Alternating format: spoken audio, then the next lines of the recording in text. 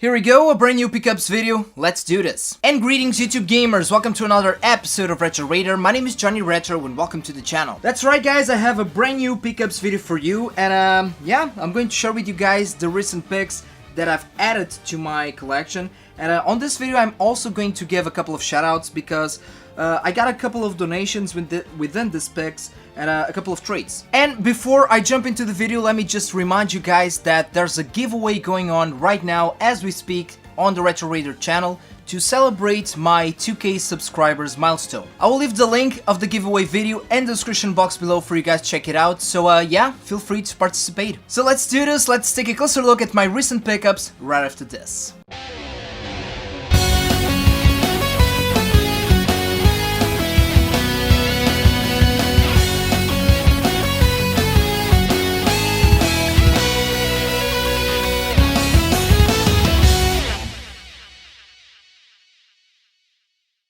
Okay, number one, I'm going to start with this mug right here. And this was actually a gift from my awesome cousin, my beautiful cousin Mariana. And yeah, she brought me this from Comic-Con Lisbon, this year's edition of Comic-Con. And you know, I love nerd mugs, you know, mugs related to, you know, movies and TV shows and video games, of course. And the cool thing about this one is that when you pour, you know, a hot beverage on it, the screens right here, you know, the one on the front and on the back, actually light up. Actually, come with me, I will show it to you guys. As you can see, nothing on the screen, water on the inside. Let's put this guy in and give it a spin.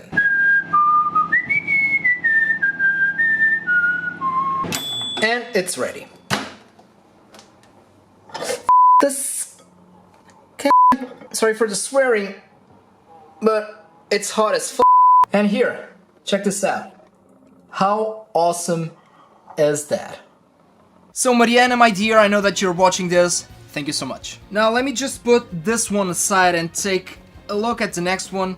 This was another gift, and this came from my best friend, Eduardo. And I mean, just check this out, guys. I've actually posted a picture of this item on Instagram when he got me, and yeah, this was handmade by him. Hope that you guys can see everything without glare. And yeah, this guy, I mean, we've been friends since the cradle pretty much. And you know, he's very handy when it comes to, you know, like paint jobs. And he also does these, you know, scenarios and stuff like that. And yeah, he made me this. He knows that I'm a huge fan of Super Mario, I mean, who isn't? And he made me this little diorama with the Retro Raider logo on the back. Eduardo, you're the best. Once again, my friend, thank you so much. Okay, next, well, there it is. Sega Mega Drive Mini. You guys know this, I'm a huge fan of the mini consoles, and of course that, you know, I'm also a huge fan of the Mega Drive. So, I mean, this was a must-have for me, for my collection. And my final thoughts on this little machine right here, to be honest with you guys, I think that this is one of the best mini consoles on the market right now, toe-to-toe with the Super Nintendo Mini. I'm not disappointed with the lineup, I'm not disappointed with the controllers, I'm not disappointed with the menus, and it plays well, the controllers are great, it's a mini Mega Drive, and the emulation is spot on, so without a doubt, one of my favorite mini consoles. Okay, next, I have a couple of interesting stuff right here. Well, very recently, I got a very nice Atari bundle on my store, and with each bundle, you guys know that, you know, I picked something from my collection, and I picked a very interesting Atari item that I have right here. Well, first of all, I've also picked a Atari joystick, a classic Atari joystick. And you know, these are not the best joysticks out there, and to be honest with you, nowadays when I play my original Atari 2600, I just use, you know, my Mega Drive controller. And in general, when I like to play Atari 2600 these days, I actually use my Retron 77. However, I didn't have a spare original Atari 2600 joystick, and this one is in great condition and it works well. But this one is not the interesting one. The interesting one is this cartridge right here. And I knew about these, but I've never seen one. And these are getting harder and harder to get. If you're an Atari 2600 fan, you've probably heard about these. If you're not, let me introduce you a double ender. And what is a double-ender? Well, like the name says, this is a cartridge, but it is a double-ended cartridge. As you guys can see right here, here's one end to one game, and on the other end, there's another cartridge spot. And as you guys can see right here, this is 2 games in one cartridge. That's why the name double-ender. And with this one, we have Artillery Duel right here, and then the other one is Chuck Norris Super Kicks right here. Now, these were made by Zonox. I don't know if you guys can see right here, but there's actually here on the front as well. And the thing about these double-enders is that, there were a couple of these. I think that in total, I could be wrong, guys, because I'm not an Atari 2600 expert. I'm just curious about the system. I think there were a total of 6 double-ended cartridge, if I'm not mistaken. And I also could be wrong about this, but I think that these were not released in PAL regions. So this is a NTSC cart, and they're rare and quite collectible. Now, by rare, I'm not saying that these are crazy expensive, nothing like that. But I mean, if you can manage to spot a couple of these, just pick them up, because yeah, they're collectible, especially here in Europe. I don't have the biggest 2600 collection, but I've been collecting for the Atari 2600 for about 5 years, more or less. And yeah, we don't see a lot of Atari stuff, at least here in Portugal. But fortunately, when we do, it's cheap, because there's not a lot of 2600 collectors in here.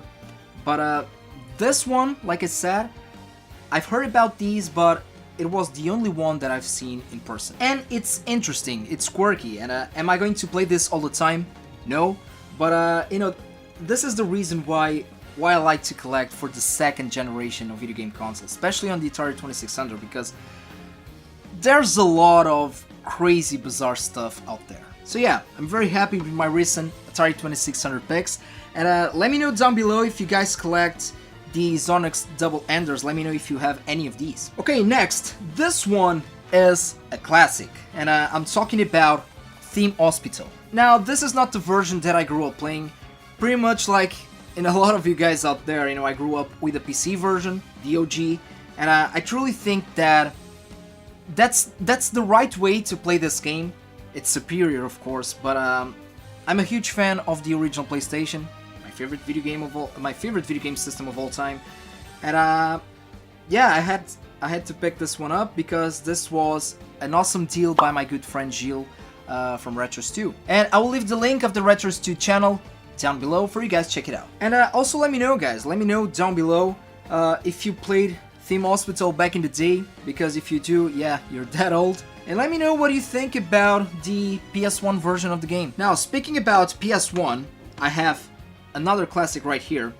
This is one that I didn't grow up playing, but I wanted this for my collection for a very long time now, and I'm talking about Wild 9. Classic platformer game on the original PlayStation, and if you guys never heard or never played Wild 9, you should definitely give it a try, because the team behind this game is the same team responsible for Earthworm Jim. And if there's anything that everybody should know about Earthworm Jim, is that game is awesome. And I actually got this game on a trade with my friend João Silva from Retro Monkeys. I will leave the link of Retro Monkeys down below. And I don't know if you guys remember about my video on the Mighty Max toys. And here's the thing, João Silva, this guy is a fellow Mighty Max collector, and I had a couple of spare Mighty Max items that I wanted to use as a trade. And he traded me for this game, and also this NES game right here called Iron Sword. Now, Iron Sword is the second game of the Wizards and Warriors trilogy, and to be fair, guys, of course that I knew about these games, but I never played any of them. And I could be wrong, but I've heard that Iron Sword is the best of the trilogy. I still haven't tried it out, I still haven't played it yet. But yeah, I'm happy to add this game to my collection because I love RPGs. So João, my friend, Retro Monkeys, thank you so much for this awesome trade. Now, still on the NES department, and speaking about RPGs, I have another one right here, and this is Shadowgate. Another NES game that I was looking for my collection, and this was another trade, kind of a trade. with my friend Pedro Batista. This guy has a crazy NES collection, and he also has a sales page, a sales Facebook page, which I will leave the link once again down below for you guys to check it out. And yeah, I helped him out with a couple of things, and he donated this game to me because he knows that I'm a huge RPG fan. And yeah, this is Shadowgate. Now, is this the most iconic RPG on the NES? I wouldn't say it's so, but I think that it is a game that it has skipped under the radar of a lot of people. It has this really old school dungeon exploration vibe to it, and I think it is a very original game and very different from the rest of the stuff that we have on the NES. And once again, I love the NES, I love 8-bit, I love RPGs, so I'm very happy with this new addition to my NES collection. Now, going back to the PS1, this was another donation from a fellow viewer and friend, Felipe Martinez, and yeah, this is a special one. I've told this story 1 million times here on the channel. When I got my original PlayStation, my PS1 back in the day, when my parents gave me the console, they didn't know about the games. They thought that, you know, there were games inside of the system, or, you know, the system came with a couple of games. But no, that was not the reality back in the day. What we had was demos, a demo disc. That's how I played this little game right here, Extreme Games, the very first video game that I ever owned. And the thing is that I still have my original game, but I no longer have the demo, the packed-in demo. And that's exactly what I have right here once again. This is Demo 1 for the PS1. And here is the actual disc. The manual is still inside, really great shape. And yeah, I mean, this is very nostalgic for me. We have classic games like Battle Arena Toshinden, we have Jumping Flash, of course, and we also have Extreme Games, hope that you guys can see right here. And for a very long time, this was the only game, or the only thing that I had to play back in the day with the original PS1. So Felipe, my friend, thank you so much for this awesome donation, and it has come to a good home. It has come to a special collection, as you know. And just a heads up, guys, if you can spot one of these in the wild, pick them up, because they're getting harder and harder to get. And I mean, it's part of gaming history, it's part of Sony's history, of PlayStation history. And just a little note on the side, that's another thing why I like to collect. It's because, you know, this is not only my personal library, my personal museum, but it's also a way for me to preserve, you know, gaming history. And I know it is kind of poetic, but I think it is a beautiful thing about us, about us collectors. Now, moving on to the next item. This is something that I would bet that a lot of you guys never heard about this, especially if you're not very much into RPGs. And this is an exclusive Super Famicom RPG called Treasure Hunter G. Now, here is the thing about the Super Famicom. I love the Super Famicom. I love the Super Nintendo, I love the Super Famicom. But the thing is that the reason why I love the system, it's because, once again, I'm a huge fan of RPGs, especially JRPGs. And the 16-bit era, for me, it was the golden age of these games. And the Super Nintendo is just a gold mine. And the Super Famicom is even better, because Japan got a lot of great exclusives that were never released outside of Japan.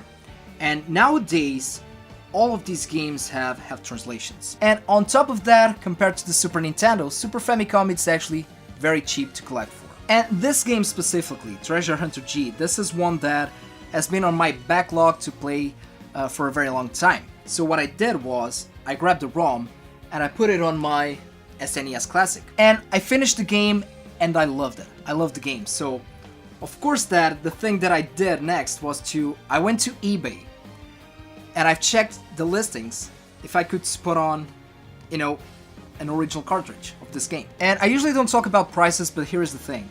This one was in an auction, and there were still a couple of days to the end of the auction, and there was only one bid. And I think that this at the time was at, I don't know, $4 or $3, not dollars, sorry, euros. And I just bid the item. And I thought to myself, well, if I win it, cool. If I don't, I mean, whatever. But 5 days later, I was the highest bidder.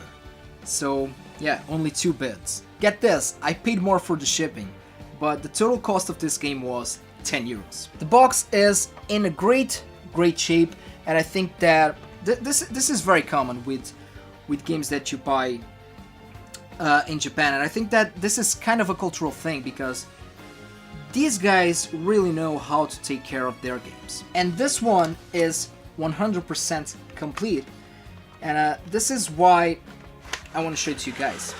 When I say it is 100% complete, I truly mean it, because it's not only the manual and the cartridge, of course. Here we have the manual, great shape.